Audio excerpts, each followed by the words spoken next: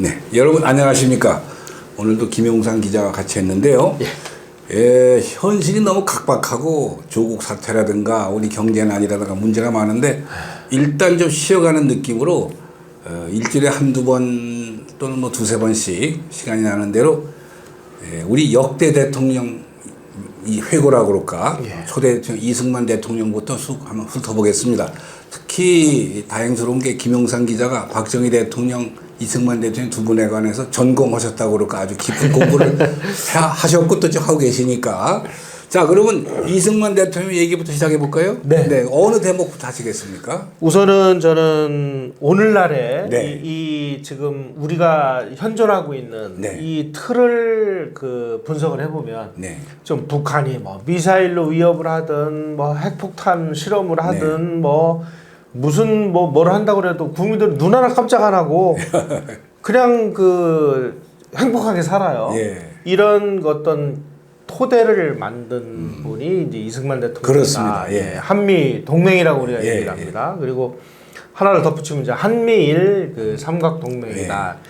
그래서 이제 한미 동맹을 통해서 우리가 북한이 저렇게 핵무기를 가지고 우리를 위협을 해도 우리는 이제 동맹의 우산에 있으니까 하고 안심을 하고 지금 살아가고 있습니다. 이건 뭐 어떻게 보면은 참 우리가 이걸 좋아해야 될지 슬퍼해야 될지는 모르겠습니다만은 그럼 한미 동맹이 없었으면 어떻게 될 것이냐.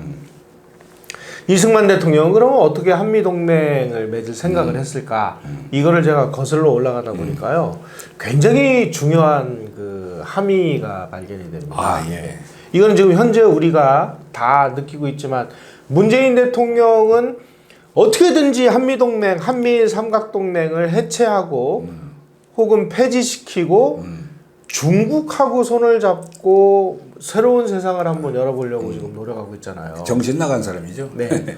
바로 지금 문재인 정부가 하고 있는 이 한미동맹 해체, 중국 우선의 정책, 이 고종하고 민비가 바로 1세기 전에 추진했다가 폭망을 한 폭망 외교의 답습이다 이렇게 얘기를 합니다. 그래서 이제 이승만 대통령의 위대함을 하려면 이제 그 시대로 돌아가야 되는데 그 당시 영국하고 러시아가 전지구적인 차원에서 영국은 패권국, 러시아는 패권에 도전하는 나라 이렇게 해서 러시아가 이제 밀고 내려오면 영국이 가서 틀어막고 여기로 내려오려고 하면 틀어막고 하는 이 전지구적인 차원에서의 싸움을 그레이트 게임이다 이렇게 얘기를 합니다. 대륙 세력과 해양 세력의 충돌이죠. 지금으로 얘기하면 패권국은 미국이고 패권에 도전하는 나라는 중국입니다. 그래서 미국이 중국을 포위를 해서 중국이 그 포위를 뚫고 나오려고 하면 가서 틀어막는 그런 현상하고 동일하다고 보시면 됩니다. 그런데 러시아가 이제 아편 전쟁을 계기로 이 연해주 지역을 통째로 강탈을 하면서 두만강을 사이에 두고 한반도하고 국경을 접하게 됐습니다. 그러면서 이제 자기네들이 필요한 부동항을 얻기 위해서 호시탐탐 이제 한반도로 밀고 내려오려고 하니까 영국이 이걸 틀어막아야 되는데 러시아는 육군국이지 않습니까? 영국은 해군국이고 그 러시아의 그 많은 육군을 영국이 소수의 병력으로 제어를 하는 데는 한계가 있으니까 일본을 끌어들입니다. 자기 우방으로. 그렇습니다. 일본에게 러시아가 지금 시베리아 횡단철도를 만들어 가지고 블라디보스톡을 종착역으로 하면 쟤네들은 1년에 5개월 내지 4개월이 블라디보스톡을 한국에 얼어붙는다. 그럼 한국 이름을 못 하니까 분명히 태평양으로 진출하는 부동항을 얻기 위해서 한반도로 내려올 것이다. 그러면 예상되는 곳은 부산 아니면 마산이 러시아의 시베리아 철도의 종착역이 될 것이다. 야, 생각해봐라 일본. 부산에 지금 러시아 깃발이 휘날리는 날이 니네들 침략당하는 날이다. 그러니까 일본 너희들 러시아 막어.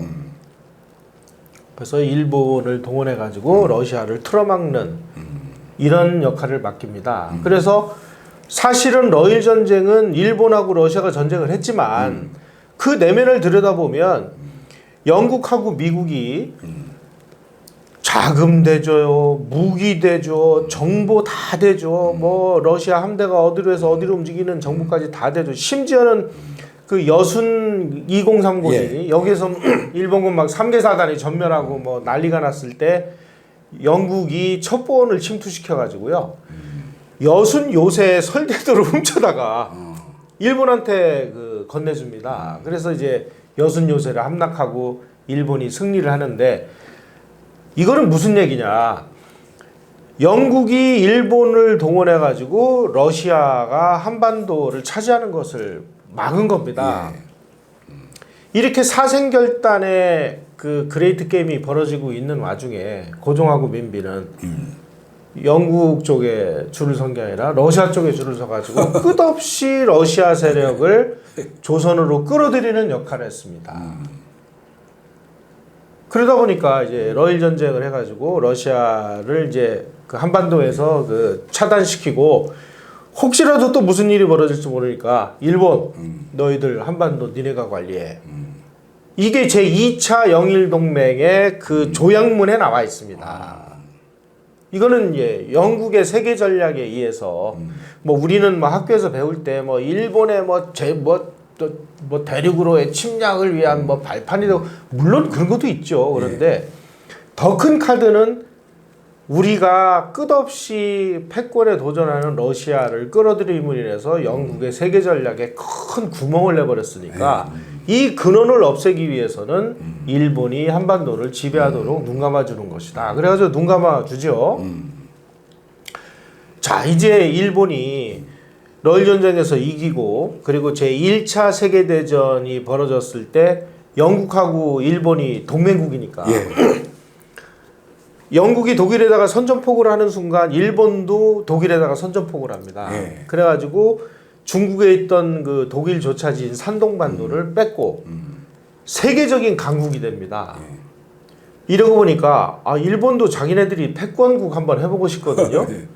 그래가지고 패권을 가지고 있던 영국, 미국하고 계속 마찰을 일으키고, 아니 우리도 좀 패권 한번 하고 싶은데 왜 니네만 패권해?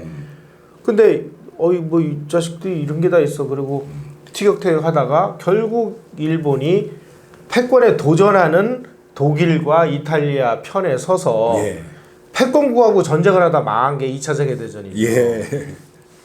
그러니까 영국은 국가가 막 급속도로 발전을 할 때는 패권국하고 손을 잡고, 뭐 일본이 영국하고 뭔가의 관계를 맺으려고 노력하는 모습을 보면요, 정말 사력을 다해서 세계 패권국하고 손을 잡는 노력을 합니다. 그래서 성공을 하죠. 이등방문이도 영국 유학도 가고 다 그렇습니다. 그러죠. 예. 그런데 나라가 망할 때쯤 되니까 패권에 도전하는 입장이 돼서 패권국하고 전쟁을 하다가 나라가 쫄딱 망해요. 바로 이때 이승만이라는 이 청년이 배제학당에 들어가서 영어를 배웁니다. 그래서 이제 미국으로 그 밀사로 해서 미국으로 가서 공부를 할 때, 그때 이제 그 선교사들에게 초청장을 받습니다. 아니 저기 추천장. 앞으로 미국 가서 공부할 때 이러이러한 사람들에게 찾아가서 도움을 받아라. 그래서 19장의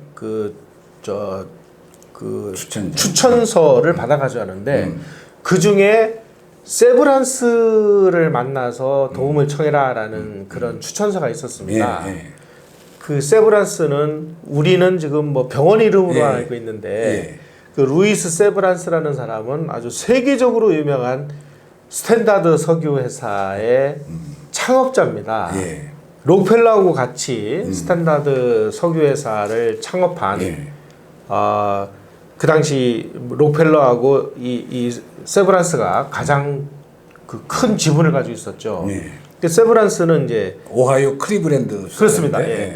자선 사업을 하는데 자기가 그 돈을 대 가지고 한국에다가 파송한 선교사들로부터 이 친구가 상당히 똑똑한데 앞으로 미국에서 공부할 때 도움을 주십시오 하는 추천장을 가지고 오니까 미국에 있는 가장 중요한 뭐 국무장관하고의 면담도 세브란스가 그 자리를 마련해주고 뭐 이런 노력을 합니다. 그리고 3년 정도 지났을 때 이 언더우드라든지 뭐 이 선교사들이 안식년이 돼서 미국으로 왔을 때 이 세브란스하고 이승만하고 이 선교사들하고 같이 미국에서 모금 운동을 벌여서 한국에다가 선교사 20명을 파송할 수 있는 기금을 마련하기 위해서 미국 전역을 돌면서 그 강연을 벌여요. 예. 그때 세브란스가 이승만 대통령에게 미국이라는 나라의 그 중요성을 이야기를 해줍니다. 자, 지금 이 사람은 이제 세계적인 그 석유 회사의 예. CEO지 않습니까? 예. 야, 지금 말이야. 인류 문명은 이 석탄 문명이다. 예. 석탄 문명에서 석유 문명으로 지금 이전하고 있다. 문명사에 지금 대전환이 일어나고 있는데 이 석유 문명으로 넘어가는 순간 세계의 패권국은 미국이 된다. 지금은 미국이 별 볼 일 없는 것 같은데 이제 조금만 있어봐라. 이 석유 문명이 이루어지면 이 석유 매장량이 가장 많은 나라가 미국이다. 그래서 미국이 이제 그 패권국이 되고 그리고 이 패권에 일본이 분명히 도전할 것이다. 일본은 석유가 안 난다. 예. 그래서 이 태평양에서 미국과 일본이 충돌을 해서 전쟁이 일어날 텐데 그 전쟁이 일어나가지고 미국이 이기는데 미국이 이겨야만 너희 나라가 독립할 수 있다. 그러니까 너희 나라 독립을 위해서 미국에다가 한국을 좋아하는 인맥을 만들어라. 이게 이승만의 외교 독립론으로 나타납니다. 그리고 미국과의 뭔가의 그 동맹을 맺어야 된다라고 하는 그 강렬한 그 사명감을 심어준 사람은 사실은 세브란스입니다. 그 당시에 이 한국의 어느 누가 인류 문명이 석탄에서 석유로 문명사적인 전환이 일어난다는 것을 이해할 수 있는 사람이 누구였으며 그저 그냥 철부지처럼 뭐 만주에서 뭐 몇백 명 되지도 않는 이런 무슨 무장투쟁군이 뭐 일본군하고 싸워야서 뭐 독립을 쟁취해야 된다고 하는 항일 무장투쟁 어쩌고 저쩌고 하는데 이승만 대통령은 그 얘기를 듣고 보니까 세계가 어떻게 움직이는지를 아는 거거든요. 그래서 이제 미국과 뭔가를 그 맺어야 된다고 하는 강렬한 사명감을 가지고 있었고 그래서 이제 외교 독립론을 주장을 했고 그래서 이승만 대통령은 뭐 의병운동이라든지 항일 무장투쟁을 벌이는 사람들에게 당신들 지금 투쟁하기 전에 국제법부터 공부를 해라 하는 이야기를 여러 차례 기록으로 남겨요. 그 무장투쟁에 앞장선 게 이제 박용만이었죠. 예, 박용만, 신채호 뭐 이런 사람들. 박용만과 헤어지는 원인이 되죠. 바로. 그렇습니다. 예, 예. 그 당시에 그러니까 참 우리가 이런 현실을 얘기하기가 참 가슴이 아픈데요. 1940년, 41년 무렵에 우리 광복군이 만들어집니다. 1945년 그러니까 이제 태평양 전쟁, 중일 전쟁이 끝날 무렵에 우리 광복군이 숫자가 제일 많았었거든요. 그때 우리 광복군이 몇 명이었느냐? 기록에 의하면 682명으로 있습니다. 예. 그것도 중국이 전부 먹이고 입히고 재우고 무장시켜주는 돈을 다 대주는 거죠. 일본군은 몇 명이었느냐? 720만 대군이었습니다. 이런 현실 앞에서 무장투쟁 운운하는 게 참 좀 어떻게 보면은 좀 현실과는 좀 많이 떨어진 얘기고. 그러니까 이승만 대통령은 국제법을 공부해서 세브란스가 얘기한 대로 결국은 미국이 일본을 그 전쟁에서 제압을 해야만 우리가 독립을 한다. 그때 우리가 미국의 지원을 얻어서 독립을 한 역사는 그렇게 진행이 됐거든요. 그때 이승만이 재팬 인사이드 아웃이라는 책까지 쓰죠. 그렇습니다. 네, 예. 그 책을 보고 감명받은 사람이 바로 이제 메가더 장군인데. 네. 예. 사실 메가더 장군하고 이승만 대통령은 그 기록을 추적해 가면요. 예. 1905년에 이승만 대통령이 이제 미국으로 건너가서 밀사 역할에 이제 실패하고 조지 워싱턴 대학에서 학사학위를 합니다. 예. 그때 메가더 장군이 그때 소령이었는데 메가더 장군의 그 부인 메가더 장군이 이제 첫 번째 부인하고 이혼을 하고 재혼을 했는데 그 첫 번째 부인이 미국의 유명한 그 재벌 집안이에요. 자기 장인이 이승만 대통령이 하는 그런 친한회라고 해서 예, 한국을 이제 도와주는 예. 그 멤버였습니다.